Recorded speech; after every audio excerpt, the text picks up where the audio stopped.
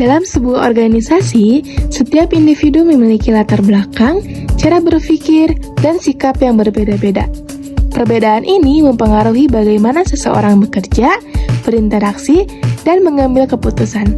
Karena itu, penting untuk memahami dasar-dasar perilaku individu agar organisasi dapat berjalan secara efektif dan harmonis. Salah satu konsep penting dalam perilaku individu adalah inklusi.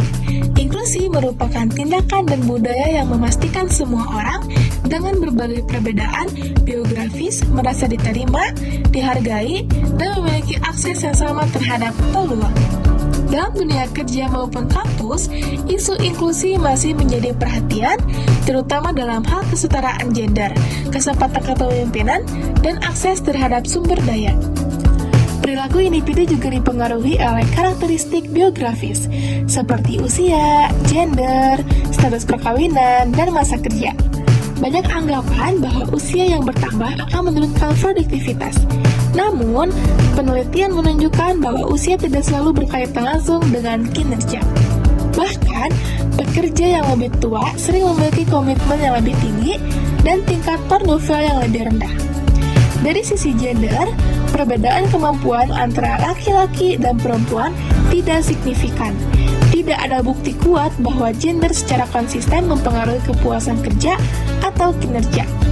Selain itu, karyawan yang telah menikah dan memiliki masa kerja yang lebih lama cenderung lebih stabil, memiliki tingkat absensi yang lebih rendah, serta kepuasan kerja yang lebih tinggi. Kemampuan individu menjadi faktor penting dalam perilaku kerja. Kemampuan ini terbagi menjadi dua, yaitu kemampuan intelektual dan kemampuan fisik. Kemampuan intelektual mencakup kemampuan berpikir logis, memahami informasi, menganalisis masalah, serta mengambil keputusan. Sedangkan kemampuan fisik berkaitan dengan kekuatan, stamina, fleksibilitas, dan koordinasi tubuh. Kinerja akan optimal jika terdapat kesesuaian antara kemampuan individu dan tuntutan pekerjaan.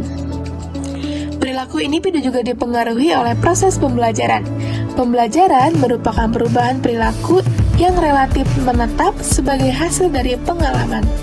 Dalam organisasi, pembelajaran dapat terjadi melalui berbagai cara, seperti pengamatan terhadap orang lain, pengalaman langsung, maupun sistem penguatan. Terdapat 4 bentuk penguatan dalam organisasi, yaitu penguatan positif, penguatan negatif, peniadaan, dan hukuman. Penguatan positif dilakukan dengan memberikan penghargaan atas perilaku yang diinginkan. Penguatan negatif dilakukan dengan menghilangkan konsekuensi yang tidak menyenangkan. Peniadaan berarti menghilangkan sesuatu yang memperkuat perilaku. Sedangkan hukuman diberikan untuk mengurangi perilaku yang tidak diinginkan. Jika diterapkan secara tepat, sistem penguatan dapat membentuk perilaku kerja yang lebih disiplin dan produktif. Dari seluruh pembahasan ini, dapat dipahami bahwa perilaku individu dalam organisasi tidak terjadi secara kebetulan.